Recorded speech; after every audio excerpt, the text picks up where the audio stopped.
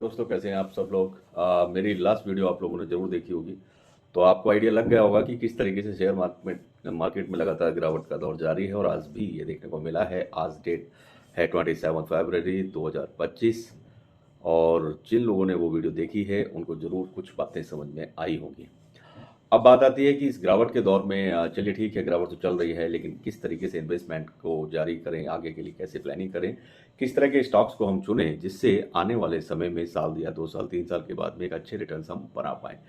तो उसी सेगमेंट को ध्यान में रखते हुए मैंने आपके लिए सबसे बेस्ट जो सेगमेंट है, जो जिसे कहते हैं मिड कैप स्टॉक्स, तो मिड कैप स्टॉक्स के मैंने स्पेशली 15 ऐसे स्टॉक्स की लिस्ट बनाई है जो इस समय गिरावट के दौर में अगर आप बाइंग या उसने अपनी वॉच लिस्ट में शेयर करते हैं या उनमें अपना इंटरेस्ट रखते हैं या इन्वेस्टमेंट का प्लान करते हैं, तो आपको एक तो पहली बात ये कि आपको अच्छे डिस्काउंटेड प्राइस पर अभी ये मिल रहे हैं। कम से कम भी 25 से 30% की गिरावट दर्ज की गई है, तो उस 25-30% का फ़ायदा तो आपको मिल ही रहा है। साथ के साथ कम टाइम के अंदर आप देखेंगे कि बहुत तेज़ी के साथ में जैसे ही मार्केट बुलिश होना स्टार्ट होगा, तो उसके बाद से आप देखेंगे कि ये मार्केट में आप एकदम से 50% से भी ज़्यादा के प्रॉफिट्स आप बना पाएंगे और कहीं अगर आप लंबे समय के यानी लॉन्ग टर्म के लिए प्लान करेंगे तो और भी ज़्यादा प्रॉफिट बना पाएंगे।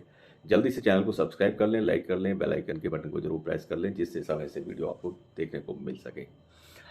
अब इस गिरावट के बाद में कौन से ऐसे स्टॉक हैं जिसमें बड़े बड़े एक्सपर्ट्स को भी अपॉर्चुनिटी दिखाई देती है, साथ के साथ जो मैंने लिस्ट शेयर की है वही लिस्ट मैं आपसे शेयर करने वाला हूं। 15 लार्ज कैप जो शेयर हैं उनमें कम से कम भी आप 50% से भी ज़्यादा का प्रॉफिट बना पाएंगे। अब देखना, इन सारे शेयरों में जो मैं आपको बताऊंगा एक ज़बरदस्त एक्शन देखने को आपको ज़रूर मिलेगा।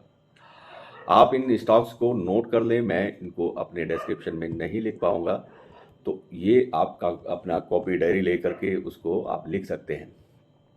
बहुत सारे सवाल भी होते हैं कि इस गिरावट में बाइंग करनी चाहिए या सेल करना चाहिए या क्या करें, तो इस तरह के क्वेश्चन भी होते हैं। तो स्पेशली जब किसी भी स्टॉक ने लंबे समय में ज़बरदस्त रिटर्न दिया हो, लेकिन हाल ही के यानी कि इस साल में 2025 में जब अगर उसका प्रदर्शन कमज़ोर रहा है, तो इस तरह के क्वेश्चन बनना ज़रूरी या लाजमी है। इस तरह के क्वेश्चन तो आएंगे ही।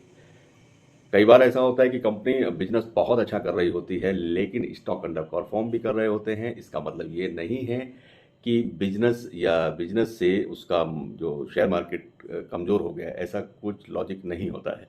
एग्जाम्पल से अगर आप समझ पाएंगे तो जैसे पिछले 25 सालों में जिसने सबसे ज़्यादा पैसे बनाए, वही स्टॉक पिछले 4 सालों से कमज़ोर रहा। तो क्या बिजनेस कम हुआ? नहीं, लेकिन स्टॉक मार्केट कमज़ोर हुआ, ये आप कह सकते हैं। यानी कि स्टॉक मार्केट में बेयरिश पैटर्न देखने को मिल रहा है लगातार। अब इन सब चीज़ों का मतलब भी अगर आप समझने की कोशिश करेंगे, तो अगर कंपनी की बेसिक ज़रूरतें अगर आप समझें, कोई भी कंपनी है जिसका स्टॉक मार्केट में फ्लोट करता है, तो बेसिक ज़रूरत अगर उस कंपनी की बनी रहेगी यानी कि उसके बिजनेस में डिमांड अगर बनी रहती है, तो ये गिरावट एक बाइंग अपॉर्चुनिटी हो सकती है और बाइंग अपॉर्चुनिटी बनती हुई दिखाई देती है।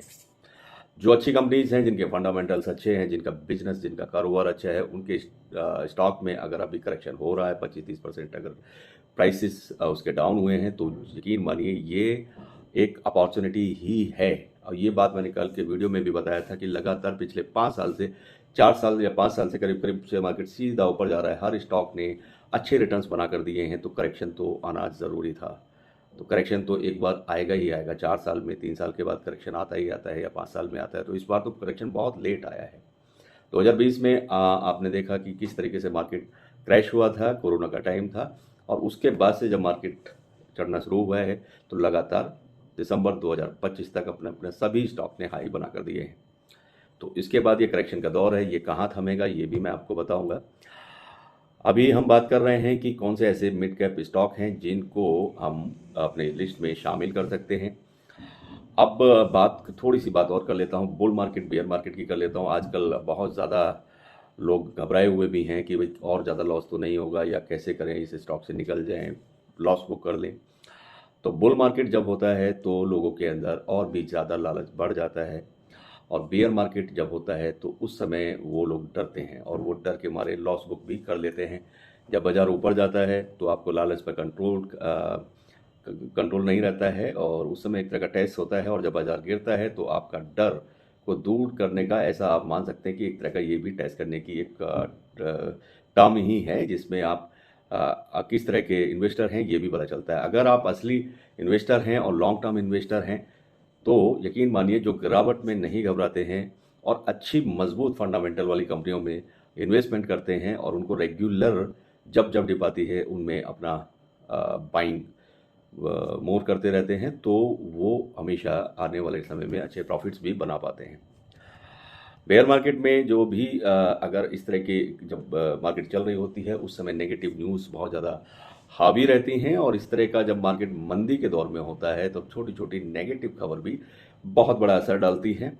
और जैसे न्यूज़ चैनल्स है या आजकल यूट्यूब की भी मैं बात कर लूँ तो इन्हीं खबरों को बहुत ज़्यादा लोग हाईलाइट भी करते हैं, लेकिन लॉन्ग टर्म में बिजनेस के फंडामेंटल ही स्टॉक की जो राइट डायरेक्शन है उसको तय करते हैं।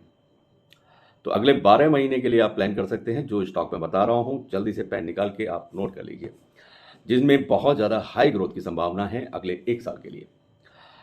और जो डाटा मैं आपसे शेयर करूंगा वो ऐसा नहीं है, पूरा मतलब टेक्निकली उसको तैयार किया गया है। आप चाहें तो सोच विचार करके भी उसको अपने वॉच लिस्ट में शामिल कर सकते हैं। पहली कंपनी मैंने ली है, कंपनी का नाम है स्विगी। आप सभी लोग जानते हैं जो भी फूड वगैरह हम लोग आजकल ऑनलाइन मंगाते हैं, कंपनी का नाम है स्विगी।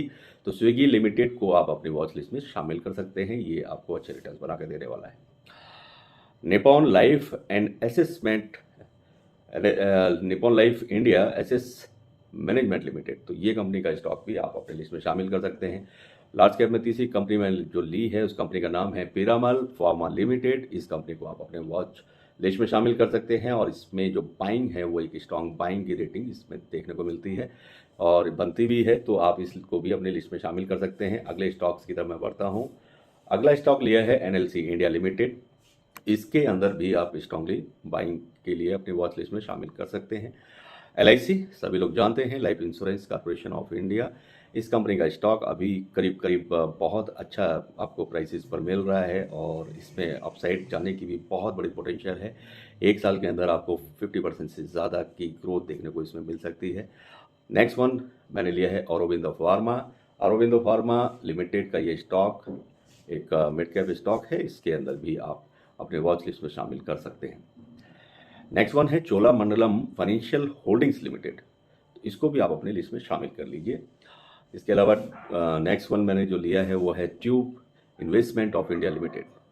जी हाँ, Tube Investment of India Limited ये एक मिड कैप स्टॉक है, इसमें भी स्ट्रॉन्ग बाइंग बनती है और करीब करीब 1 साल के अंदर आप आने वाले समय में अभी बहुत ही सस्ते प्राइस पर है और आपको बहुत तेज़ी के साथ 50% से भी ज़्यादा के रिटर्न बनाकर देने वाला स्टॉक है ये। नेक्स्ट वन है यूनो मिंडा लिमिटेड और उसके अलावा मैंने लिया है JSW infrastructure limited. JSW infrastructure limited ये भी आपको अपने वॉच लिस्ट में शामिल करना चाहिए। And next one is BPCL Bharat petroleum corporation limited. ये अभी बहुत ही सस्ते प्राइस पर आपको मिल रहा है और ये कम समय के अंदर 12 मंथ्स का अगर आप मिनिमम अगर आप प्लानिंग करेंगे तो आप यकीन मानिए बहुत अच्छे रिटर्न बनाकर जाएंगे।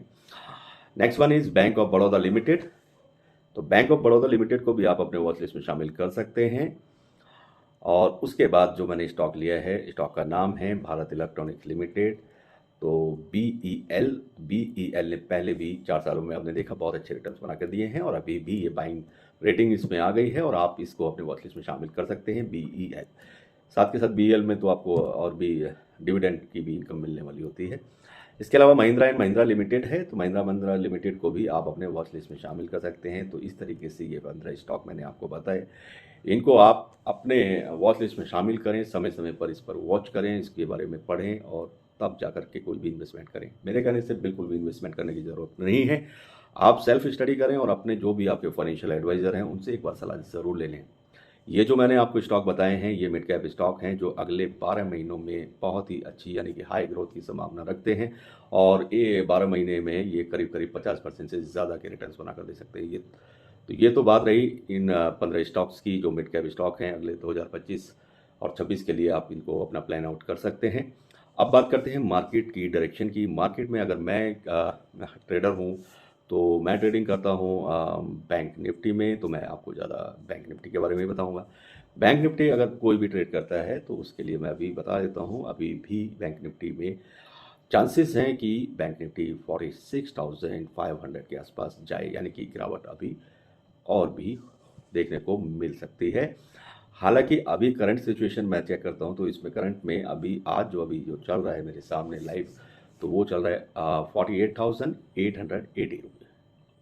तो बैंक निफ्टी अभी 46,500 600 के आसपास एक बार बॉटम को जरूर टच करेगा, तो ऐसा उसके बाद ही करेक्शन रुकती हुई आपको दिखेगी मार्केट। हालांकि दूसरा प्रजम्पशन या दूसरे उसका जो टारगेट है साल का, वो भी वैसे तो मुझे नहीं लगता कि हमेशा गिरता ही रहेगा, लेकिन आगे आने वाले समय में आप बैंक निफ्टी को 60,000 प्लस में भी देखने को मतलब आपको मिल जाएगा इसी साल में। तो ऐसा भी नहीं है कि बाजार नीचे ही गिरता जाएगा, क्योंकि मार्केट को ऊपर ही जाना है।